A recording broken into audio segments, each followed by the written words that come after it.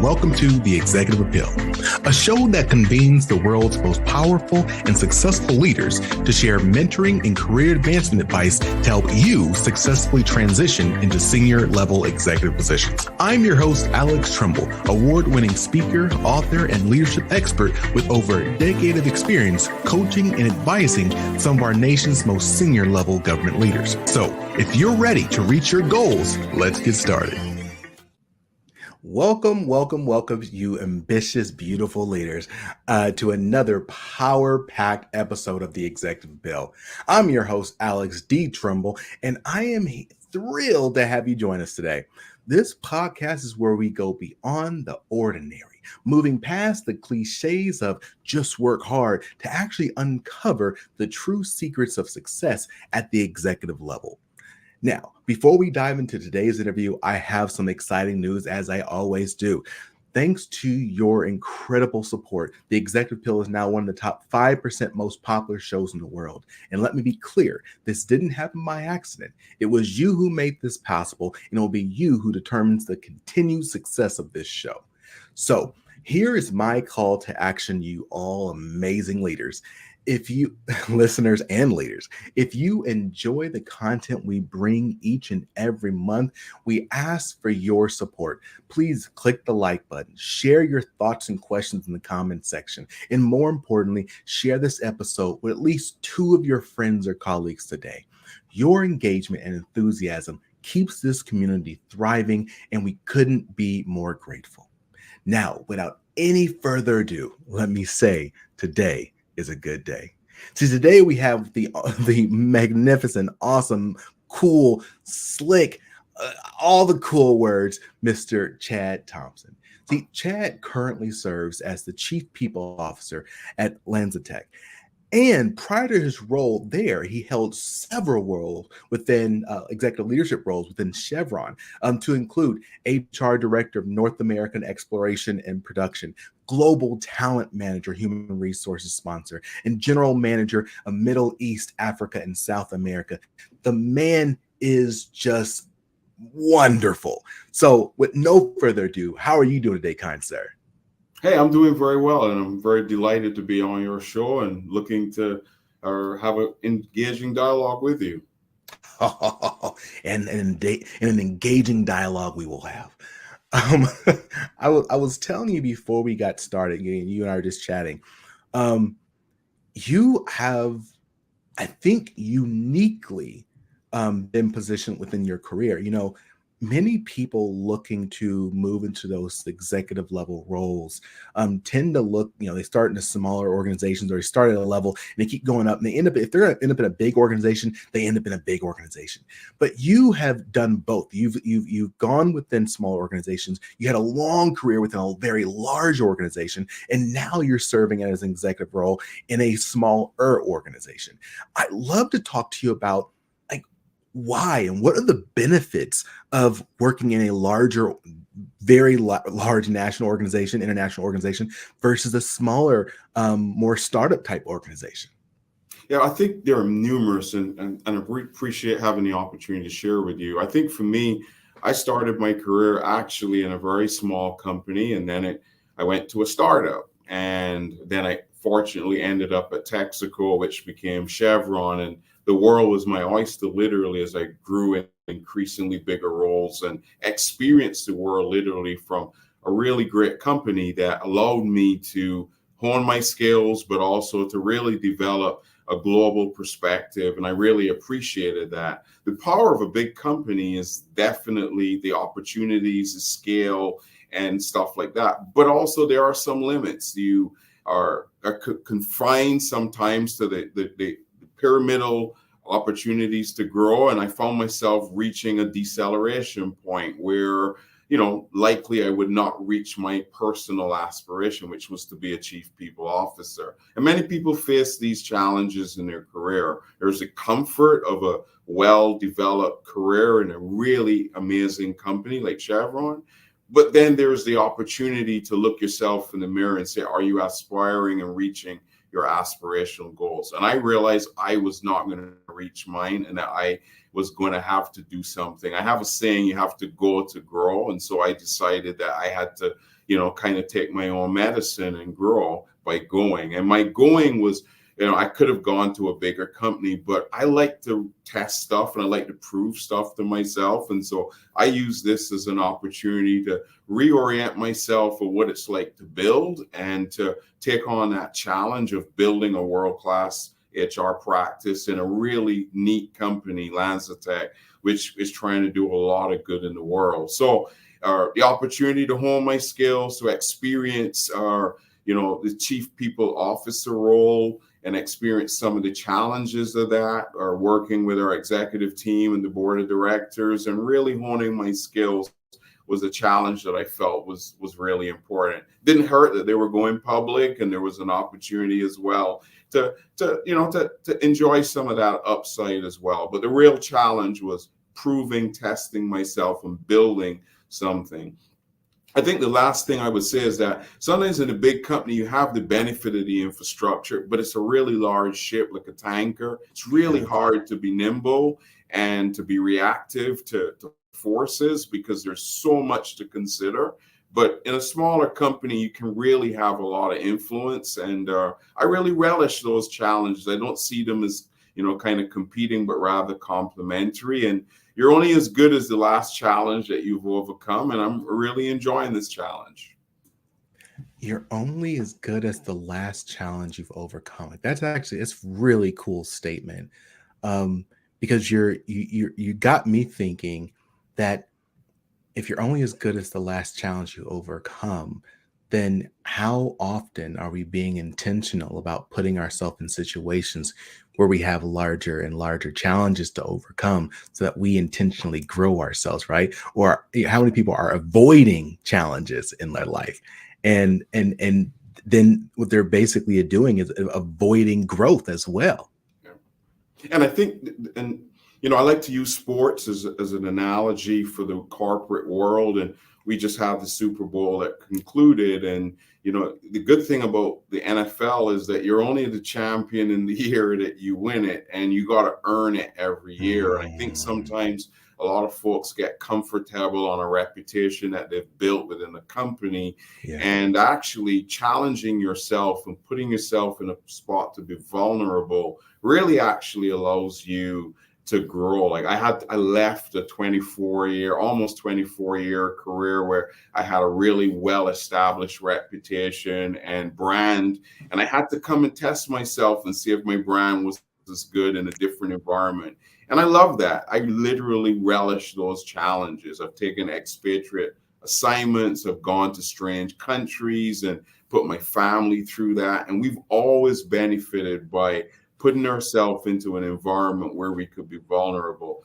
But again, for other reasons, some people, that's not how they're oriented. I grew up like that. I grew up traveling. I grew up with my parents, and stuff like that. So it's just different strokes for different folks. But if you really want to grow, challenging yourself and proving that you can put your hand up and take on a project that you don't even know how you're going to get it done, it's really the way to go. And as I've engaged, in the corporate world, some people will only put up their hand if they know that they can do it. That's where the opportunity. I've done it before, so I will go and try it now. Versus others who say, I haven't done it before, but I look around and I think I can do this. And the people who tend to do the latter are the ones that typically win. The ones who prefer the certainty and the surety of steadiness are the ones that ultimately sometimes run the risk of not being as satisfied with their career. And I think we all have to really identify what we're after, what's our ambitious goal, and then hold ourselves accountable for trying to reach it. You're spot on. You're spot on so many different levels, and especially that point about having the courage to go after something and try something that you haven't done before. And I say courage because you don't need courage when you know you've done it. You don't need courage when you know, hey, this is a slam dunk. I'm gonna make this shot every single time. There's no need for courage in those situations. Courage is only required when there is the opportunity for failure, when there's fear attached to it, and there's a possible downside. But as you're talking about, in those spaces when there is that fear, that means that there's something you don't know, a skill that you don't necessarily have yet, and you have the ability to then find an opportunity to grow. You used to talk about it back in the day, called action learning. Don't just read about something, like try it. Go get your hands dirty and see if you can really do this. Because whether you're successful at doing it, it's not necessarily the measure for how, if you grew or not. Because through the process, you almost have to grow if you're going to be trying something new. Yeah, and I think there's a layered kind of conflicting challenges around this particular topic, and I'll try to engage a couple of them. So first of all, like when you're putting yourself into an area where you have a title and an expectation, but you don't have the knowledge, you can find yourself overly trying to control things. I found myself coming into a scenario where we were going public and I didn't know a lot of the concepts. I hadn't really dealt with comp and some of the executive things. I was in a meeting and someone said, "Hey, Chad, what are we doing?" I said, "Well, I don't know. I've never done it before." And they were like, "But it's your call." And so I realized, okay, I have to make a decision. I found that really, really interesting because in my previous company, I would be surrounded by a lot of experts and a lot of opinion, and there could sometimes be paralysis by analysis and everyone having to win. But I really had to make a decision, learn quickly, and that was very helpful. But if you layer that within the context of someone trying to do something they've never done before, probably the only person that looks like them, the weight of being a minority or a diverse person, sometimes then they're like, well, if I fail, I might set back others or whatever. So there's some dynamics that influence that fear, or I've never really been exposed. And, sometimes those things can be a little bit intimidating if it doesn't feel like the environment is welcoming. So there are factors that influence people's degree of risk, and certainly encouragement or, mentorship that would allow others to take that risk could be helpful. And that's sometimes where companies struggle because, hey, I haven't seen X or Y do it before, and they're comfortable with others taking the risks. And then sometimes, hey, well, I haven't seen him do it before, and I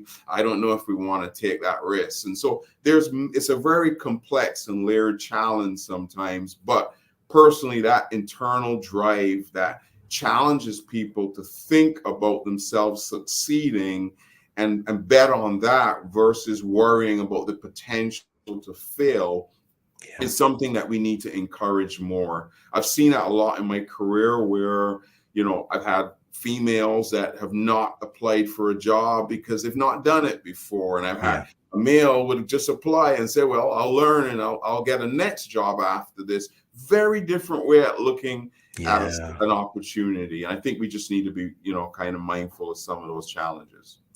You had me actually thinking of, so again, real quick story. Earlier in my career, I was reporting to a really great supervisor of mine. I just started reporting to him maybe a month or two. I'd been working for the guy, and I was still relatively young. I'm probably 27, 26, somewhere in there. He sends me to a meeting for him in his stead. He couldn't make the meeting, so he sends me to the meeting.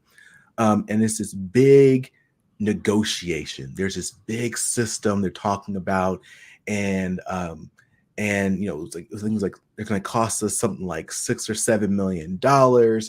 And I take my notes, I go back to my meeting with him. We talk about it. He says, "What do I think?" I'm like, "Hey, look, to me, it doesn't make sense. This is way too expensive, and I don't think this is going to help us reach our goals." I'm still young, but I'm just telling you my thoughts.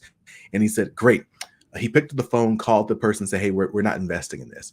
And I was like, "Oh my god, hold up." He didn't fact check me. He didn't like.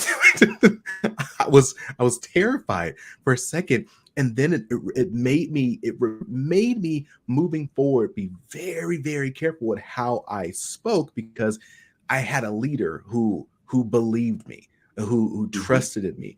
And I say that to say, you are in a situation, or many leaders find themselves in a situation moving from a space where there's all these fact checkers around you to you being the decider, and that can have weight to it. Like how did you, when you, again, like you said, you used to have all these different fact checkers around, all this information, like, did you have to, how did you deal with, hey, look, I am the decision maker, period? Now, was there a weight to it, and how did you work through it?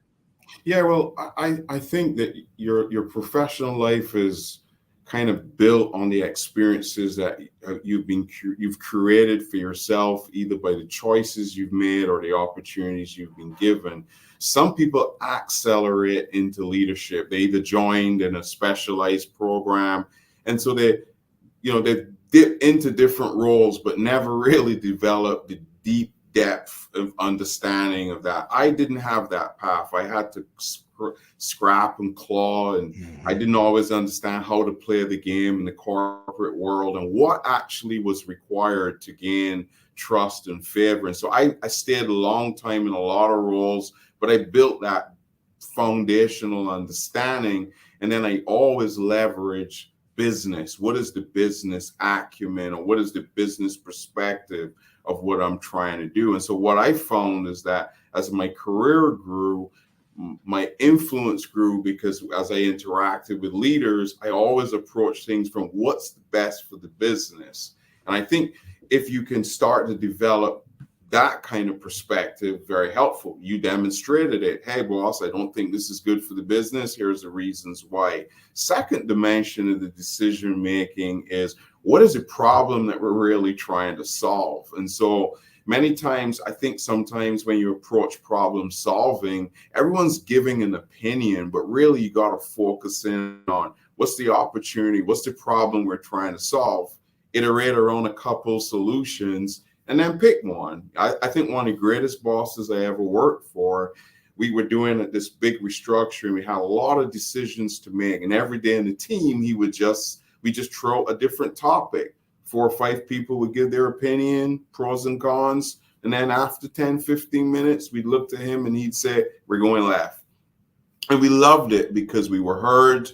Yeah. The concepts were all considered, the angles. He had the right to make the decision, and we went with that. And I think, again, in the sports analogy, that's why sports teams are very successful, because they have a coach who doesn't know it all, but takes the input from those that are playing on the field, the Mhm. coaches at the higher level observing the game from a different view, and then what he sees at the ground level, and has the ability to trust the players, but sometimes change the players. And I think that's, for me, I always am comfortable with my perspective. I'm smart. I bring that mindset, and I have the confidence to make sure that if I'm ever in a meeting, I always have something to share, something to contribute. Lots of people miss that opportunity because they walk out the room with all the knowledge of what you should do, but they fail to seize the moment in the meeting where they should have said something and given some Mhm. perspective. Or they tell others what they think you should do, and then are in horror when those others mention exactly what Johnny said you should do, and then they want credit because they're told X or Y, and it's my idea, but it's not your idea if it doesn't come from you in the context Mm. of the meeting. And so sometimes you have to realize that you have to have the confidence to put your stuff out there, and realize that ideas win or lose. It's not personal. It Yeah. could go either way, but always be comfortable to put your perspective out there, and to contribute in the context of a meeting, or you're really irrelevant, to be honest. And so you have to have that confidence to think about things, have a decision-making criteria, have a rationale, make a decision, and then course correct quickly if it doesn't go well. And recognize no one bats 1,000. So you're going to mix and you're going to swing, and you just keep swinging, and you get it right over time. Dude, again, you're right. No one bats 1,000. You got to keep swinging. If you don't swing, you won't bat anything. Um, Exactly. what you got me thinking about sports now. You keep using these sports analogies. Um, I'm gonna tell you a very important story about when I was in. I used to play high school football. Really good. I was a D lineman and very good. Got all CIF, all LA Times, all these things. Very good at what I do. And I remember we were playing one of our rivals, and it was a night game. It was we were winning. We had a little bit of space behind us, but I was killing that game. Like I was going in, and this one play it was like God opened the doors for me. I was able to get the offensive line so quickly. I hit the quarterback or the running back, one of them. I knocked him down, grabbed the ball, and I ran for like 40 yards, almost scoring a touchdown. Now, again, for people who understand football, a lineman almost getting a touchdown, it's a really big deal, right? Especially for us, because we don't get those opportunities. Okay. So I'm like excited. I'm pumped. I'm like, man, I was almost there. Could have done it. So the next day, we do film. We come in on the Saturday to do film to watch what happened. I can't wait till that play comes. Like I want to see what happens. Okay, so the play gets there. We were watching the film. I see myself get through the line. I hit the guy. The ball drops. I pick up the ball. I run and I'm tackled in about 4 yards. In my mind, I had been running forever.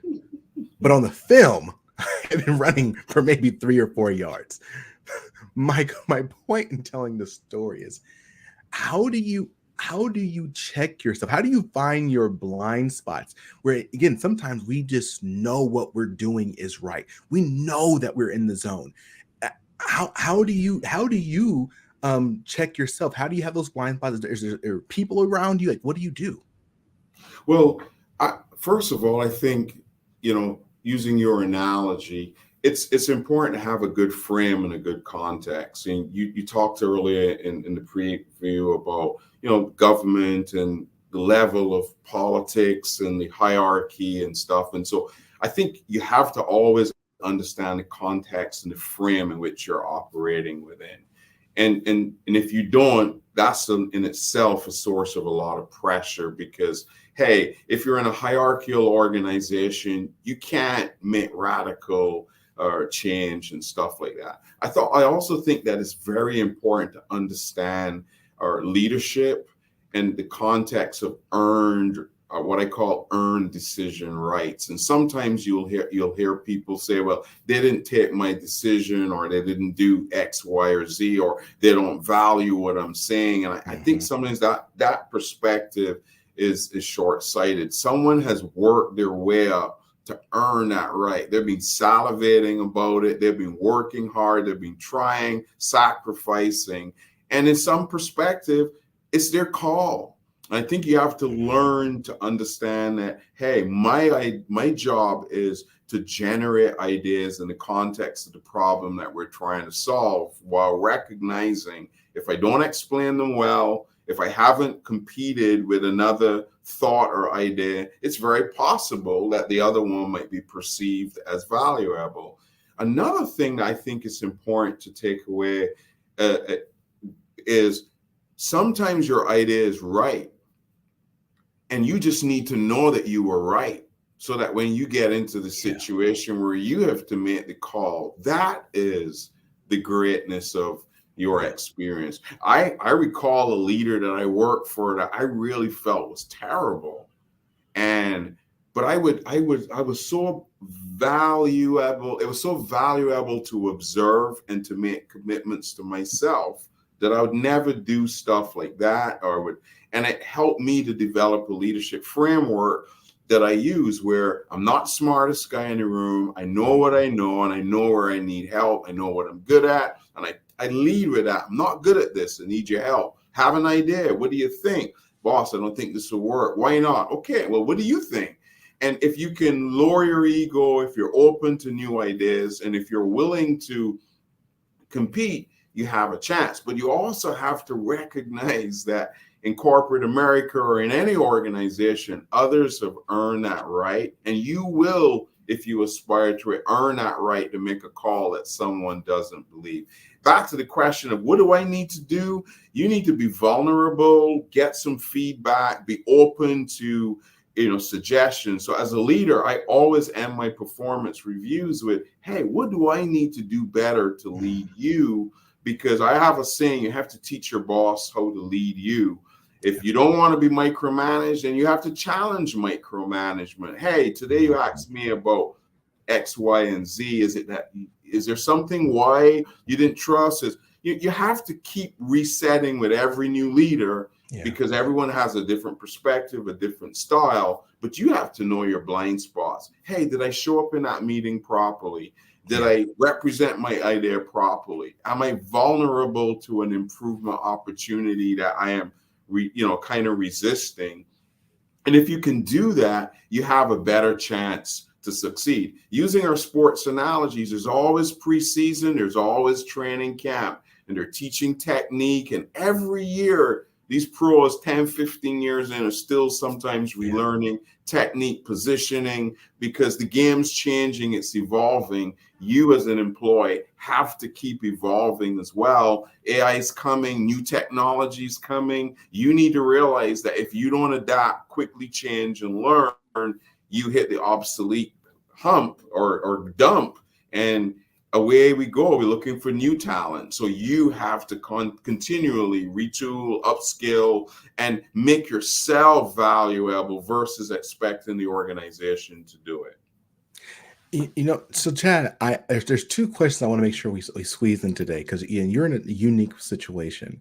I love, and I've been working with a lot of small and mid-sized organizations and startups, and some of them have gotten to a point where they're public. Many of them are still working to get to that place. You just gone through that process. What did you learn? Like, what did you learn through the process of going public that you were like, wow, I didn't realize this, or this is really important. Other people should know this if they're ever going to go through that process? Well, I think that it's a dramatic cultural change to flip from being a startup or a private company to a public company, and the expectations for consistency, repeatability, and world-class execution are immediately switch on, and there's no explanations as to failures or misses. And so there's an expectation of literally joining the big boys club. I think you have to also then ensure that you can explain a lot of that, because it could feel very different. You have to nurture your culture to be able to explain that, look, it's not that we're changing things because we just want to become bureaucratic, but there are some obligations and requirements that we need to change. I think the other important thing is to nurture your culture and to realize that, going public or, having a different degree of expectation does not give you the license to not nurture and care for your culture, because your culture gives you an ability to compete and to weather some of those challenges of being in the public domain, having the brighter lights kind of shining on you. I think the other thing is that it does sometimes heighten the need for more specialization, because like you mentioned, one of the beautiful things about a startup is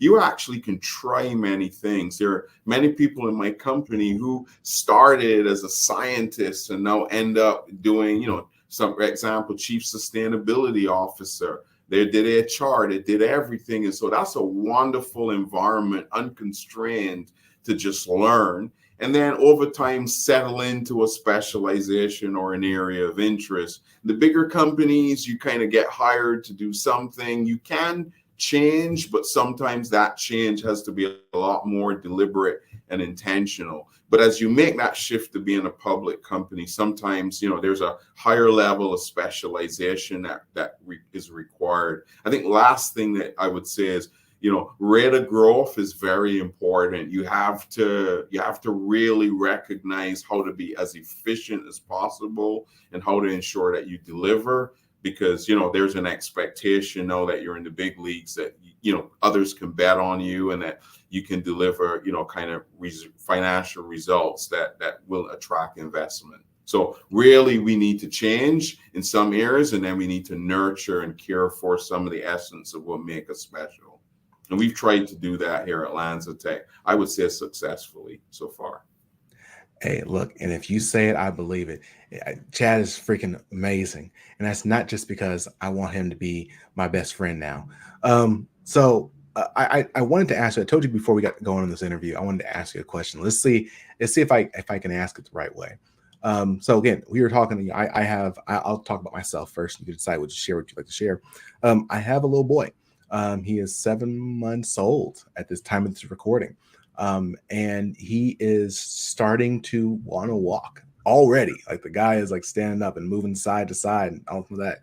And so, we were talking about, how do you raise them and make them and love them and do all the things you want to do while also not having it be too easy, because there are certain skills they need to learn. Resilience, they have to understand the world can be a very difficult place, and the corporate world is a very difficult place. So like I want to just ask you, like, how would you recommend raising a child so they have both? They know they have that support and love, but also everything's not given. Yeah, I think, we talk about that, me and my wife and friends. It's really hard when your kids enjoy a level of comfort that you didn't enjoy. So they don't have the perspective, and you have to accept that. Like, hard for me when my kids were flying to Asia and Singapore Airlines in a business class flight and really being pampered, to think that they're not special. But what me and my wife did, we tried to balance our vacations. We had a luxurious one and we had an average one, so that we made them work for things. We tried to encourage them to try different sports and stuff. I'm going to make a pitch. I have a daughter. Her name's Ione. She's an amazing musician. Check her out on Spotify. She wanted to do music, and I said, you know that music career is really hard. And she's like, yeah, Dad, I'm a fighter. I'm a fight for it. So I think you have to create the environment. I have another daughter, Nia. She's incredible. I know no one with the kind of work ethic that she has. And some of it is just born out of some of her own mistakes. My daughter has worked, I think, at least 30 jobs, and she's not 27. She's a hustler. And in one of her most recent jobs, she's driving 2 hours to work every day and back. And I just, amazed at the drive that she has. And I have a son who's just graduating University of Illinois Urbana, who's a mechanical engineer. And, he wanted to lead their car team and was very challenged by it. And we've always pushed him to do a lot of things, but also never made it easy for them. In high school, or I think in middle school, if he forgot his bag or something, or his project, and the teacher said, hey, call your mom, she'd bring it. He's like, hey, my mom isn't bringing that. So I'm going to have to take the F here, because, we wanted to teach them responsibility. But I think the other thing that really helped is we enjoyed 10 years of expatriate life, and they got to see the disparity of wealth and also to be privileged and to have some context to how lucky they were to be in a first world kind of experience. But you have to recognize that in the environment that they're being raised, there's just no way around it. They will have a little bit of specialness unless you're really struggling. So it's hard to teach struggle when you yourself don't want to experience it, having escaped it and stuff like that. So it's just being real, giving them a lot of pep talks, and then also trying to put them in an environment where they appreciate what they have. So by volunteering or going into certain environments, our kids would learn how privileged they were, and they would also then give back, and it kind of helps them to be even keel and humble, realizing that, yes, I have a privileged life, but I'm not better than anyone. And we tried our best, and thank God they've turned out to be amazing humans. So I think your little son is going to be in a very similar environment based on what I know of you, and you raise a good human, and you're happy you made your contribution to humanity. It's funny, Chad. I think I'm actually going to be asking these types of questions more often. The Yeah, actually, all of my clients, all of my coaching clients are high net worth clients, because again, I do executive coaching. Um, and I'll tell you, almost every single conversation I've had a conversation with every single one of them who have a family talk about the same thing. They struggle because the vast majority, people don't believe this, but this is actually true. The vast majority of people who move into high net worth did not get that via their parents. Like they worked to get to that level. So that means they came from no means. They came from struggle. And so they always talk to me. We have these conversations about how they're worried because some of them feel like they've over spoiled their kids. Some of them feel like, maybe am I underdoing it because I just don't want them to be like, this is a real challenge that a lot of people deal with. And as I was talking to a woman this morning, people can be very dismissive because they say, "Oh, well, you have means." The kid lost their soccer tournament. They're rich. So it doesn't matter. No, they're still a person. They're still Yep. human. They Yep. experience the loss like any other athlete, and so we have to make sure we're not minimizing why this is so important to these parents and to these families. Yeah, people work hard.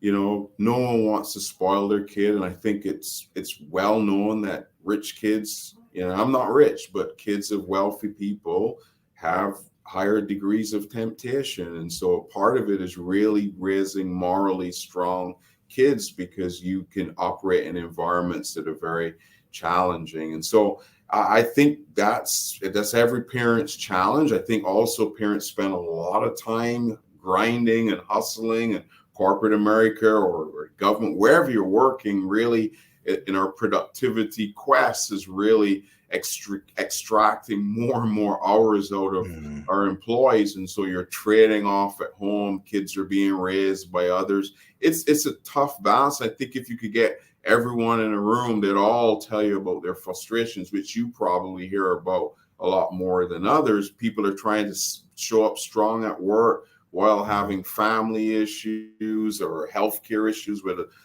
loved ones and parents. And so we all have to come to work, and to some extent, kind of fake it and just put our facade on, especially if you're in leadership. I think leadership's very challenging. You have the weight of the organization, lives on you, and and again, you need to create those environments. And I'm glad to hear your coaching, because many leaders would love to just have someone to talk to and really, relieve a lot of the stress and anxiety that they're facing as human beings, having to make some very tough decisions in terms of running companies. So very good, astute observation. And I think you're going to be in a lot of business because of that kind of angle that you're attacking in your conversations. Hey, well, thank you, Chad. And again, last thing I'm gonna say, I know we have to wrap up. I I say this again. I always get a side eye every time I say it, but I truly do mean it. I do believe that executive leaders are an underserved community. Um, it is it's way too easy for people to look at them and say, "Oh, wow, you have the money, you have the influence, you have the power. Your life must be perfect." And if it's not perfect, suck it up because that's what you get paid for. Yep. And that's not true. That's everyone is human. They are human. They have, like you talked about, they have family issues, they have health issues, they have anxiety issues, they have imposter syndrome, they have, they have kids who are going through challenging times at school. There's so many complexities because they are human. And again, that's why I love working with executives, because I feel like many times in society it's really easy to say, "Oh, suck it up." Chad, I know yesterday we had a hard day, and one executive said, "How are you doing?" And it really touched me because they knew what we were going through, and they were like, "Hey, I'm just reaching out." It had to be hard, and to be honest, it was.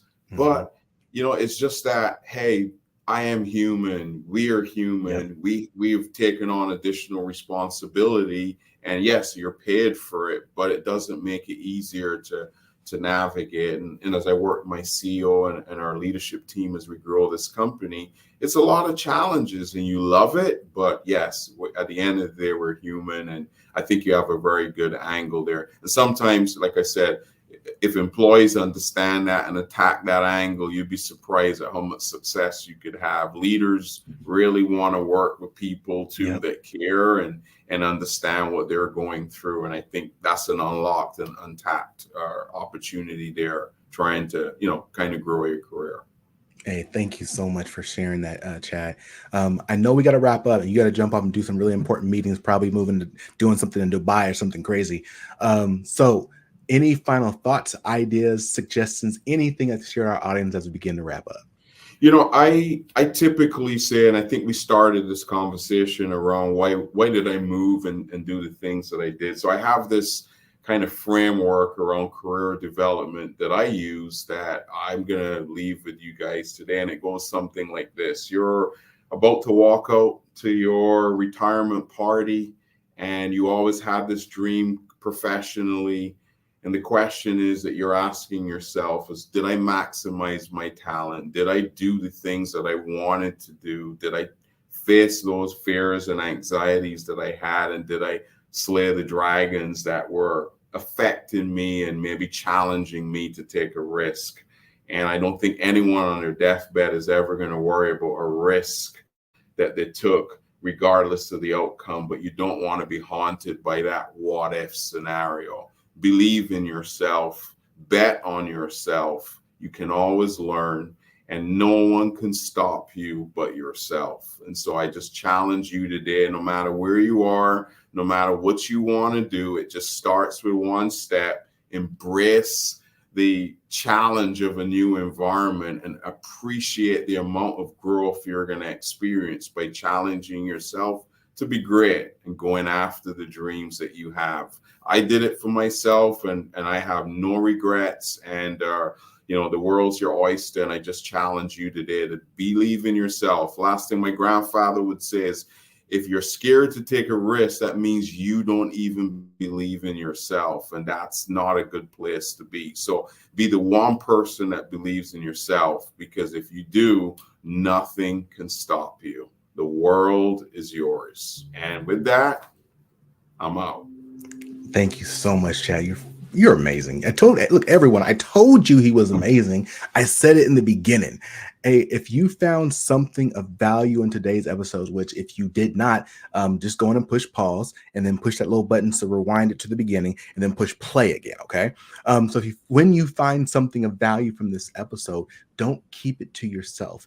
Don't say someone else would have, should have, could have learned from this. Don't do that. Share the information with them. Don't just look back, reach back. Bring someone else to this conversation. Bring this conversation to them. All you got to do is click copy and share. It's really not that hard to brighten up and develop someone else around you. As always, I encourage you all, one, stay involved, stay engaged. I love you. I love you. I love you. Everyone who's listening. Man, you know where I'm going with this. As always, stay strong, stay positive, and definitely stay moving. See ya.